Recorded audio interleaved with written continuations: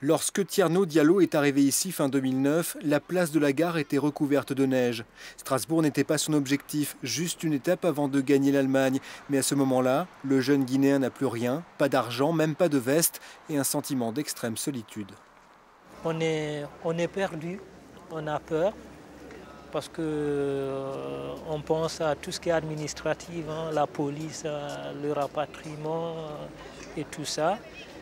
Mais bizarrement, on se sent aussi un peu en sécurité. Une impression de sécurité parce que Tierno Diallo vient de connaître l'enfer. Quelques mois plus tôt, lors d'une manifestation dans le stade de Conakry, l'armée ouvre le feu et tue plusieurs centaines de personnes. Des femmes sont violées publiquement.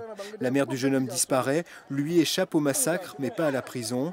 Il parvient à s'échapper et n'a plus d'autre choix que l'exil. J'aurais été en prison ou tué comme beaucoup de personnes qui sont mortes là-bas, qui voilà, rester disparaître comme ça sans. Voilà, c'est ce que je me dis aujourd'hui encore. Après une traversée éprouvante au fond d'un cargo, un passage par Athènes et Paris, le voilà donc échoué dans une ville dont il ne sait rien, clandestin. Jusqu'à l'écoute bienveillante d'un passant, l'aide d'une association, l'hébergement dans un foyer de Bouxwiller. Tierno Diallo est pris en charge, accède à l'éducation.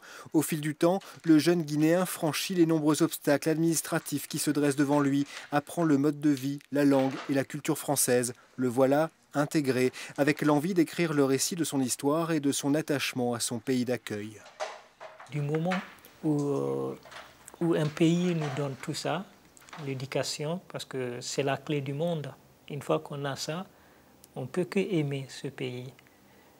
On peut que vouloir se battre pour le bien de ce pays. Donc moi aujourd'hui, j'ai une carte à vie privée familiale, je n'ai pas encore la nationalité, mais dans ma tête, je sais que je suis français, même si je sais aussi que je suis guinéen. Le retour en Guinée n'est pour l'instant pas possible, alors c'est ici que le jeune homme construit sa vie et cherche son équilibre. Est-ce qu'on peut être heureux en sachant que là-bas, il y a encore plein de gens comme moi qui cherchent juste un endroit de paix. Donc c'est des questions que je me pose. Mais professionnellement et socialement, je me sens très très bien ici. Tierno Diallo espère décrocher son BTS et travailler un jour dans l'industrie graphique, puis mener une vie pleine de couleurs, dit-il, comme sur cette carte du pays qu'il a recueilli. Donc ça c'est notre modèle couleur.